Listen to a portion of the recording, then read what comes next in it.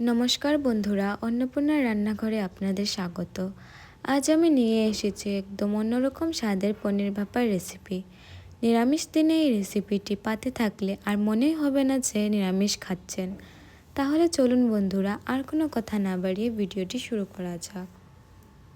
পনির ভাপা বানানোর জন্য আমি এখানে নিয়েছি 300 গ্রাম পনির। এবার অল্প হলুদ গুঁড়ো আর অল্প নুন দিয়ে পনিরগুলোকে ম্যারিনেট করে নেব। পনিরগুলো ম্যারিনেট করা হয়ে গেছে। এবার আমি একটি কড়াই বসিয়ে কিছুটা সর্ষের তেল দিয়ে দেব। তেলটাকে গরম করে তার মধ্যে খুবই অল্প পরিমাণ কালো জিরে দিয়ে দেব। তেলটাকে অল্প নাড়াচাড়া করে এখানে আমি অল্প অল্প করে পনির দিয়ে দেব। পনিরগুলোকে আমি হালকাভাবে ভাজবো। এক দুবার উল্টে পাল্টে পনিরগুলো আমি অন্য একটি পাত্রে নামিয়ে নেব। এবার একইভাবে আমি বাকি পনিরগুলোকে কড়াইতে ছেড়ে হালকা করে ভেজে নেব। আমি যেহেতু পনির ভাপা বানাচ্ছি, তাই আমি পনিরগুলোকে একদম হালকা করে ভাজছি, যাতে শুধু পনিরের কাঁচা ভাবটা চলে যায়। পনিরগুলোকে একটি চামচ দিয়ে আমি তেলসহ একটি বাটিতে তুলে নিচ্ছি। পনিরগুলো আমার তোলা হয়ে গেছে। এবার মশলা বানানোর জন্য আমি নিয়েছি 2 চামচ পোস্ত, 3 চামচ সর্ষে, ছোট ছোট 5-6 টুকরো আদা, 4-5টে কাঁচা লঙ্কা আর 7-8টে কাজু বাদাম। সবগুলোকে এবার আমি একসাথে একটু মিহি করে বেটে নেব। এবার আমি পনিরের মধ্যে বাটা মশলাটা দিয়ে দেব।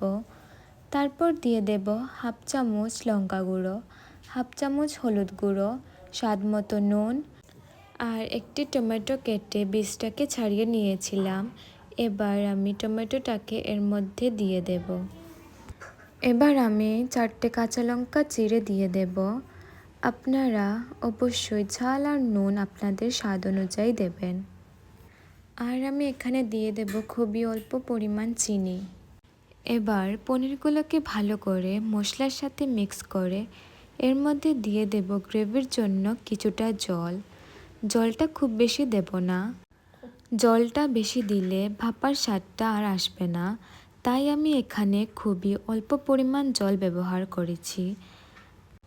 আপনারা চাইলে জলটা এখানে অল্প বাড়িয়ে দিতে পারেন। এবার আমি উপর থেকে 2 চামচ কাঁচা সর্ষের তেল দিয়ে বাটির ঢাকনাটা লাগিয়ে নেব।